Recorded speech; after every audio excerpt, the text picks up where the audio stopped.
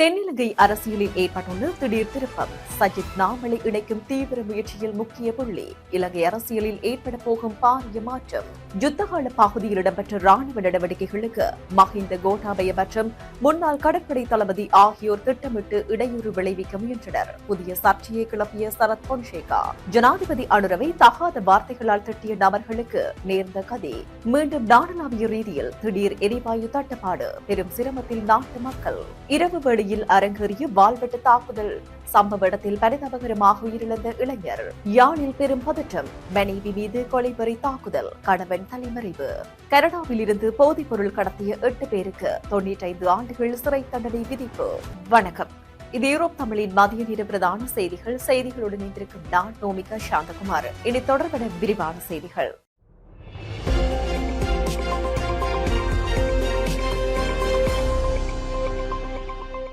பிரதான அனுசரணை வழங்குவோர் நண்டிஸ் ரெஸ்டாரண்ட் அண்ட் கேட்டரிங் சர்வீஸ். மக்கள் குரல் அமைப்பின் தலைவர்களுக்கும் ஸ்ரீலங்கா பொதுஜன பெரமுனவின் முக்கியஸ்தர்களுக்கும் இடையிலான விசேட சந்திப்பொன்று இடம்பெற்றுள்ளது. இந்த நிலையில் குறித்த சந்திப்பானது நேற்றைய தினம் புதன்கிழமை பத்திரமுல்லையில் உள்ள நிலம் மாவட்ட கட்சி தலைமையகத்தில் நடைபெற்றது. இதன்போது நாட்டின் தற்போதைய அரசியல் நிலைமைகள் மற்றும் எதிர்கால அரசியல் நகர்வுகள் குறித்து விரிவாக ஆராயப்பட்டுள்ளது. ஸ்ரீலங்கா பொதுஜன பெரமுன சார்பில் அதன் தேசிய அமைப்பாளரான நாமல் ராஜபக்ஷ, பொதுச் செயலாளர் சாகர காரியவசம், நாடாளுமன்ற உறுப்பினர்களான CP ரத்நாயக்க மற்றும் சஞ்சீவ எதிரிமன்ன ஆகியோர் கலந்து கொண்டனர். மக்கள் குரல் அமைப்பின் பிரதிநிதித்துவப்படுத்தி பேராசிரியர் GL பீரிஸ், பிவித்ருகல உரிமையவின் தலைவர் உதய கம்மன்பில, ஸ்ரீலங்கா சுதந்திர கட்சியின் சிரேஷ்ட உபதலைவர் மஹிந்த அமரவீர, பொதுஜன ஐக்கிய முன்னணியின் தலைவர் அனுர பிரியதர்ஷன ஜாப்பா மற்றும் ஐக்கிய மக்கள் கட்சியின் தலைவர் டிரான் அலஸ் உட்பட பல தலைவர்கள் இந்த சந்திப்பில் பங்கேற்றனர். மேலும் கடந்த வருடம் நவம்பர் மாதம் 21ஆம் தேதி நுகேகுடையில் மகா மக்கள் குரல் என்ற பெயரில் முன்னெடுக்கப்பட்ட பிரம்மாண்ட பேரணியை தொடர்ந்து தற்போது கட்சி தலைமையகத்தில் இந்த முக்கிய சந்திப்பு இடம்பெற்றுள்ளமை அரசியல் களத்தில் விசேட கவனத்தை பெற்றுள்ளமை குறிப்பிடத்தக்கது. 2008ஆம் ஆண்டு கால பகுதியில் இடம்பெற்ற ராணுவ நடவடிக்கைகளுக்கு மஹிந்த ராஜபக்ஷ, கோட்டாபய ராஜபக்ஷ மற்றும் முன்னாள் கடற்படை தளபதி வசந்த கருணாகுட ஆகியோர் திட்டமிட்டு இடையூறு விளைவிக்க முயன்றதாக முன்னாள் ராணுவ தளபதி பீல்டு மார்ஷல் சரத் பொன்சேகா குற்றச்சாட்டொன்றை முன்வைத்துள்ளார். இந்த நிலையில் பாதுகாப்பு பேரவை கூட்டங்களின் போது தமது போர்க்கள வியூகங்களுக்கு முரணான திட்டங்களை அவர்கள் முன்வைத்துள்ளதாகவும், குறிப்பாக வெளியுயா பகுதியில் விடுதலை புலிகளை 4 திசைகளில் இருந்தும் முற்றுகையிடும் தனது திட்டத்தை எதிர்த்து வவுனியாவில் இருந்து முல்லைத்தீவு நோக்கி நேரடியாக முன்னேறுமாறு அவர்கள் அழுத்தம் கொடுத்ததாகவும் சரத் பொன்சேகா தெரிவித்தார். இவ்வாறான செயற்பாடுகள் ராணுவ வெற்றியை தாமதப்படுத்தி தன்னை மனச்சோர்வடைய செய்யும் ஒரு முயற்சியே என அவர் சுட்டிக்காட்டியுள்ளார்.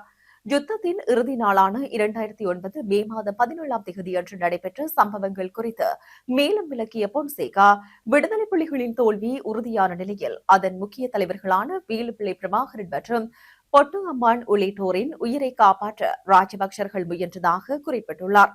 சர்வதேச அமைப்புகளுடன் இணைந்து புலிகளின் தலைவர்கள் ஒரு 3வது தரப்பினரிடம் சரணடைவதற்கு பின்னணி வழிகளை ஏற்படுத்த ராஜபக்சர்கள் பேச்சுவார்த்தைகளை நடாத்தியதாகவும், இது புலிகளை முற்றுமுழுதாக தோற்கடிக்க வேண்டும் என்ற தனது நேரடி உத்தரவுக்கு முரணானது எனவும் அவர் குறிப்பிட்டுள்ளார்.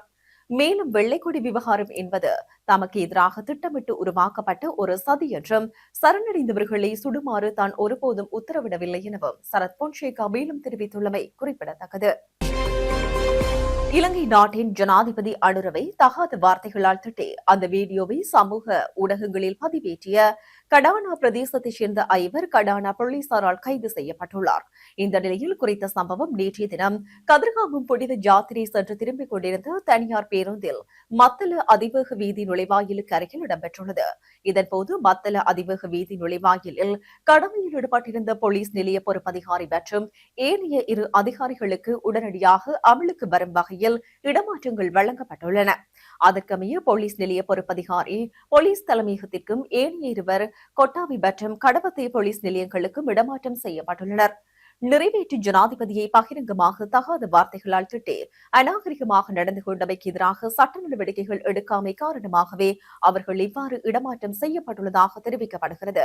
கதிர்காமம் புனித யாத்திரை சென்று திரும்பிக் கொண்டிருந்த தனியார் பேருந்து ஒன்றில் ஆசனப்பட்டிகள் இன்மையினால் அதிவேக வீதிக்குள் நுழைய போலீசார் அனுமதி வழங்காத காரணத்தினால் அங்கு பதற்ற நிலை ஏற்பட்டுள்ளது.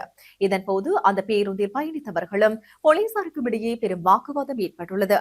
அந்த சந்தர்ப்பத்தில் ஜனாதிபதி அனுரகுமார் திசாநாயக்கவின் பெயரை கூறி பேருந்தில் வந்தவர்கள் தகாத வார்த்தைகளால் திட்டியதாக கூறப்படுகிறது. அது மாத்திரமில்லாமல் சம்பவத்தை கைபேசியில் வீடியோ எடுத்து சமூக ஊடகங்களில் பதிவேற்றியுள்ளமை குறிப்பிடத்தக்கது. தற்போது இலங்கையின் பல்வேறு பகுதிகளில் சமையல் எரிவாயுவிற்கு தட்டுப்பாடு நிலவி வருவதாக தகவல்கள் வெளியாகியுள்ளன.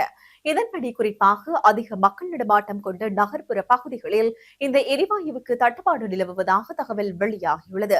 காலி தனிப்பல்கக பகுதியில் எரிவாயுக்கு தட்டுப்பாடு நிலவிய நிலையில் அங்கிருந்த எரிவாயு விற்பனை முகவர் நிலையம் ஒன்று தற்காலிகமாக மூடப்பட்டிருந்தது. இதனைத் தொடர்ந்து நேற்றைய தினம் நுகர்வோர் சேவை அதிகாரிகளின் தலையீட்டுடன் குறித்த நிலையம் மீண்டும் திறக்கப்பட்டு பொதுமக்களுக்கு எரிவாயு விநியோகிப்பதற்கான நடவடிக்கைகள் எடுக்கப்பட்டன. மேலும் விற்பனைக்கு தேவையான போதுமான அளவு எரிவாயு கையிருப்புகள் நாடளாவிய ரீதியில் விநியோகிக்கப்பட்டுள்ளதாக எரிவாயு நிறுவனங்கள் தெரிவித்துள்ளமை குறிப்பிடத்தக்கது. மொடராகலை படல்கும்பரை பிரதேசத்தில் இடம்பெற்ற வாள்வெட்டு தாக்குதலில் இளைஞர் ஒருவர் உயிரிழந்துள்ளதுடன் மேலும் 3 படுகாயமடைந்துள்ளனர். இந்த நிலையில் குறித்த வாள்வெட்டு தாக்குதல் சம்பவம் நேற்றைய தினம் இரவு வேளையில் இடம்பெற்றுள்ளது. ஹயஸ் ரக வாகனம் ஒன்றில் வந்த இனம் தெரியாத வன்முறை கும்பல் ஒன்றே இந்த தாக்குதலை முன்னெடுத்துள்ளது என போலீசார் தெரிவித்தனர். நேற்றைய தினம் இரவு படல்கும்பர பிரதேசத்தில் 4 இளைஞர்கள் நின்று கொண்டிருந்த வேளையில் அங்கு வந்த வன்முறை கும்பல் அவர்கள் மீது சரமாரியாக வாள்வெட்டு தாக்குதலை நடத்தியுள்ளது. இந்த தாக்குதலில் படல்கும்பரை பிரதேசத்தைச் சேர்ந்த 27 வயதுடைய இளைஞர் ஒருவர் சம்பவ இடத்திலேயே பரிதாபகரமாக உயிரிழந்துள்ளார். சம்பவத்தில் படுகாயமடைந்த ஏனைய 3 இளைஞர்களும் அங்கிருந்தவர்களால் மீட்கப்பட்டு வைத்தியசாலையில் அனுமதிக்கப்பட்டுள்ளனர்.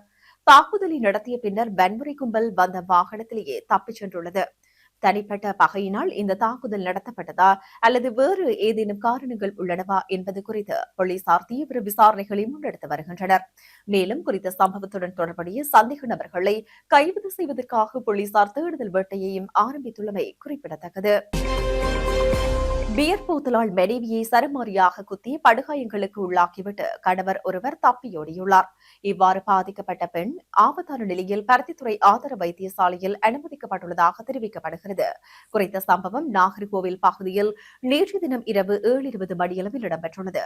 ஆசிரியரான குறித்த பெண் வர்த்தக நிலையம் ஒன்றையும் நடாத்தி வருகின்ற நிலையில் வர்த்தக நிலையத்தினுள் புகுந்து பியர் போத்தலை உடைத்து தலை, வயிறு, நெஞ்சு பகுதிகளில் சரமாரியாக குத்தி காயத்தை ஏற்படுத்தியுள்ளார்.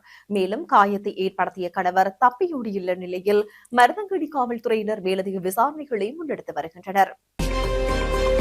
கனடா மற்றும் ஆஸ்திரேலியாவை இணைக்கும் போதைப்பொருள் கடத்தல் திட்டத்தில் ஈடுபட்ட குற்றச்சாட்டில் 8 பேருக்கு மொத்தமாக 95 ஆண்டுகள் சிறை தண்டனை விதிக்கப்பட்டுள்ளது. இந்த குழு கனோலா எண்ணெய் பாட்டில்களில் மறைத்த பல டன் திரவ மொத்தம்பெட்டமின் கடத்தலுக்கு தொடர்பு பட்டிருந்ததாக தெரிவிக்கப்படுகிறது. அதிகாரிகள் 2022 டிசம்பர் முதல் 2023 ஜூன் வரை கனடா மற்றும் ஆஸ்திரேலியாவுக்கு இடையில் 4 கடத்தல் முயற்சிகளை தடுப்பதாக தெரிவித்தனர். இந்த முயற்சிகளில் 2.5 டன் மேற்பட்ட மெத்தா 17 லிட்டர் கனோலா எண்ணெய் பாட்டில்களில் வெளிநாட்டுக்கு கடத்திச் செல்ல முயன்ற போது பிடிக்கப்பட்டது. கைது செய்யப்பட்ட 8 பேரில் 7 பேர் ஆஸ்திரேலியர்கள் எனவும் 1 அமெரிக்கர் எனவும் குறிப்பிடப்பட்டுள்ளது. கடைசியாக ஒருவர் புதன்கிழமை நியூ சவுத் வேல்ஸ் நீதிமன்றத்தில் தண்டனை பெற்றார். மேலும் அவர்களின் பெயர்கள் 2 நாடுகளிலும் அதிகாரிகள் வெளியிடப்படவில்லை என்பதும் குறிப்பிடத்தக்கது. செய்திகளின் நிறைவாக மீண்டும் தலைப்புச் செய்திகள். தென்னிலங்கை அரசியலில் ஏற்பட்டுள்ள திடீர் திருப்பம். சஜித் நாமலை இணைக்கும் தீவிர முயற்சியில் முக்கிய புள்ளி. இலங்கை அரசியலில் ஏற்பட போகும் பாரிய மாற்றம். யுத்தகால பகுதியில் இடம்பெற்ற ராணுவ நடவடிக்கைகளுக்கு மஹிந்த கோட்டாபய மற்றும் முன்னாள் கடற்படை தளபதி ஆகியோர் திட்டமிட்டு இடையூறு விளைவிக்க முயன்றனர். புதிய சர்ச்சையை கிளப்பிய சரத் பொன்சேகா. ஜனாதிபதி அனுரவை தகாத வார்த்தைகளால் திட்டிய நபர்களுக்கு நேர்ந்த கதை. மீண்டும் நாடளாவிய ரீதியில் திடீர் எரிவாயு தட்டுப்பாடு. பெரும் சிரமத்தில் நாட்டு மக்கள். இரவு வேளையில் அரங்கேறிய வாள்வெட்டு தாக்குதல் சம்பவ இடத்தில் பரிதாபகரமாக உயிரிழந்த இளைஞர். யாழில் பெரும் பதற்றம். மனைவி மீது கொலைவெறி தாக்குதல். கணவன் தலைமறைவு. கனடாவில் இருந்து போதைப் பொருள் கடத்திய 8 பேருக்கு 95 ஆண்டுகள் சிறை தண்டனை விதிப்பு. இத்துடன் யூரோப் தமிழின் மதிய நேர பிரதான செய்திகள் நிறைவு பெற்றன. வணக்கம்.